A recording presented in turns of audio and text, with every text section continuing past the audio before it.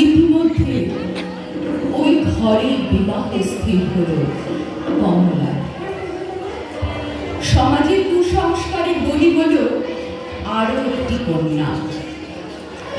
তার পিতৃতুল্য কাকাবনি সমাজের ভয়ে আর তার পরিবারের নিত্য বঞ্চনায় অস্থির হয়ে কমলার জন্য ওই ধনী ঘরের বয়স্ক রোজগর পাত্রকে স্থির করলেন। কমলা খেতে আকুল হল, কিন্তু তার কাকিমার বঞ্চনা থেকে অন্তত সে মুক্ত হবে এ কথা ভেবে বংশীবদন তার সাধ্যমতো বিবাহের প্রস্তুতি শুরু করলেন। কমলা কাকিমা প্রতিবেশীদের নিয়ে আয়োজনে সেদিন ব্যস্ত। কমলা হল উপেক্ষিতা এক কন্যা। সেদিন বিবাহের আয়োজনে ব্যস্ত বংশীবদনের গৃহ।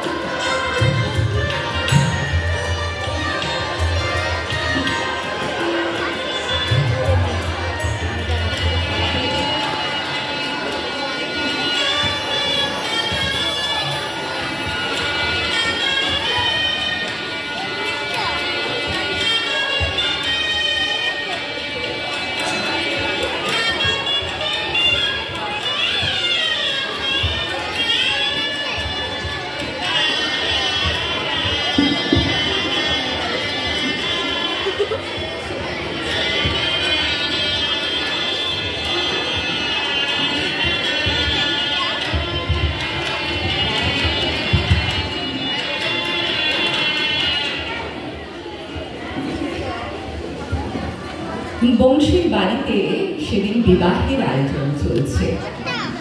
শেঠ বংশের ছেলে বিপুল সমারোহে পালকি নিয়ে বাজনা ভর্তি বাজিয়ে বিবাহের আসরে আগমন হচ্ছে তার। বাড়ির মহিলারা আয়োজনে মত্ত। পালকি আসছে বরকে নিয়ে।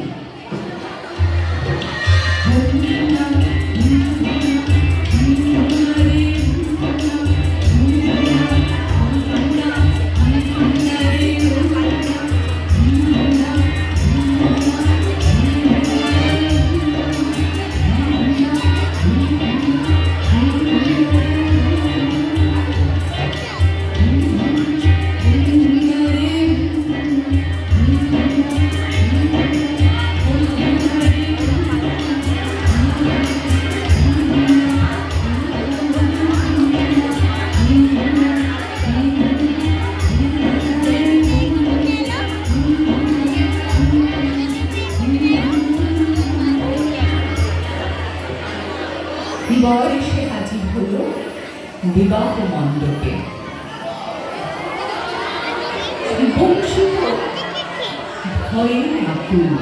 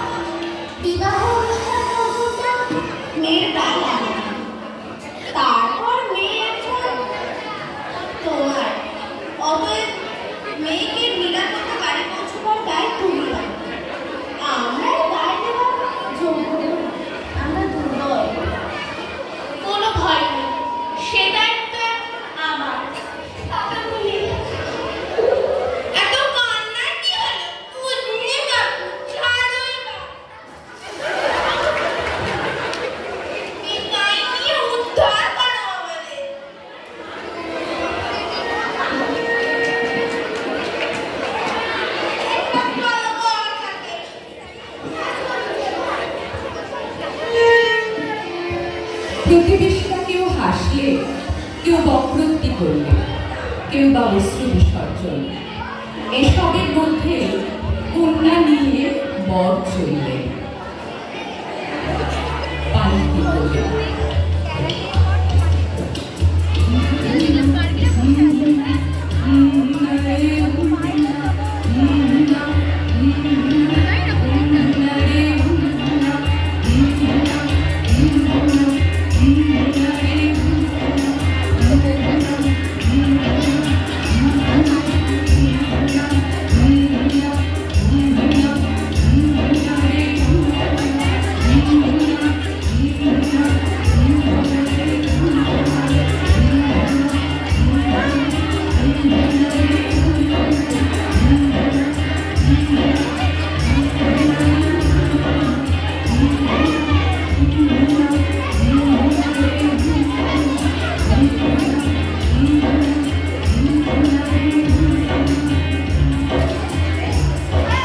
পথে পড়ল ডাকাত মধু মোল্লার ঘাটি, বিখ্যাত সেই তালতরির মাঠ।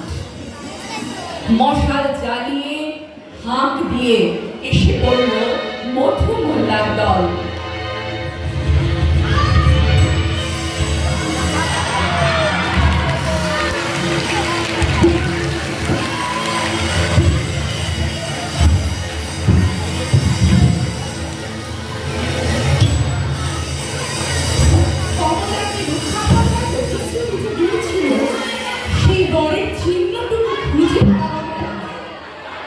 কমলা ভয়ে চতুর্দোলা ছেড়ে ঝোপের মধ্যে লুকোতে যাচ্ছিল।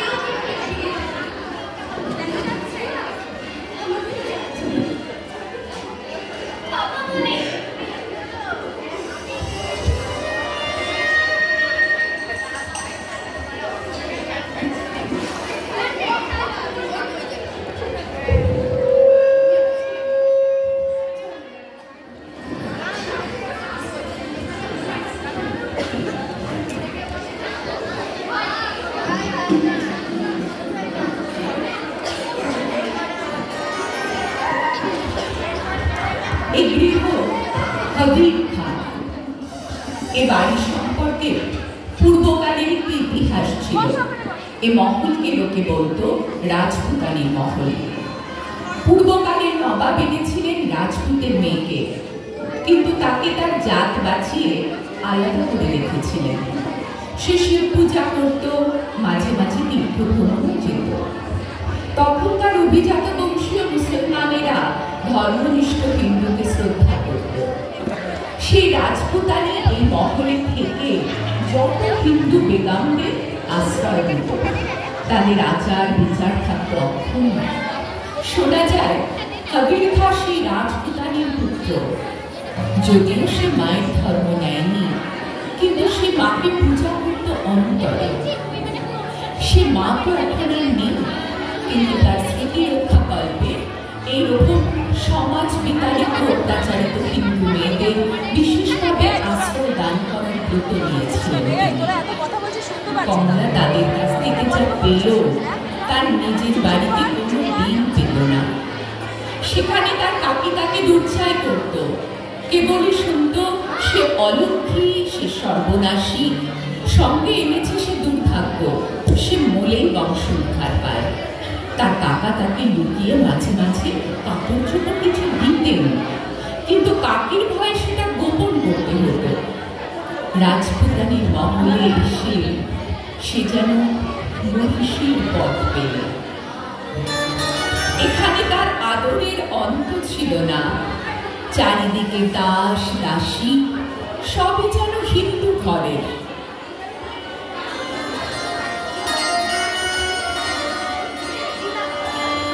কমলা দিদি, এই নাও তোমার পোশাক পরিচ্ছদ সব দেখে নিও।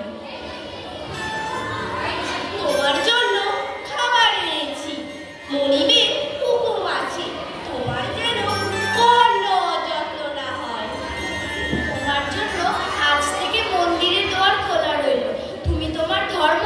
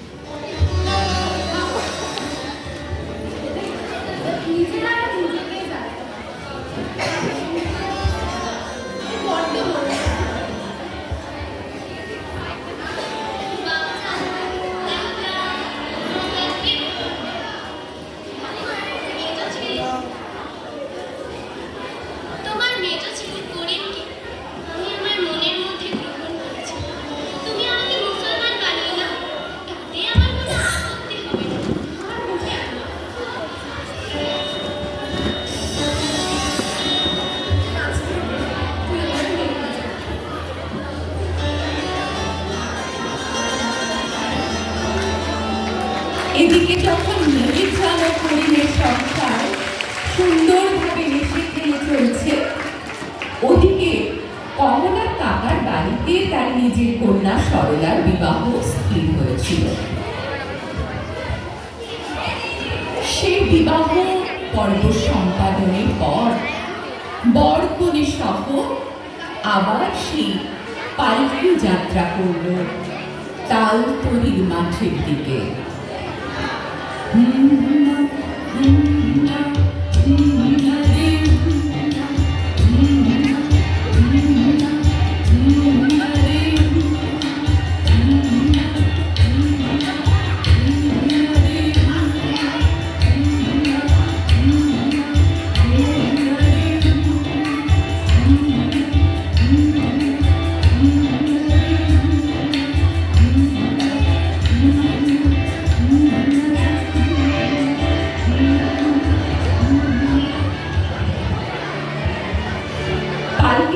তালতলির মাঠে যখন বরকনে যাত্রা করছে, আবার তখন ডাকাত হামলে পড়ল তাদের ওপর।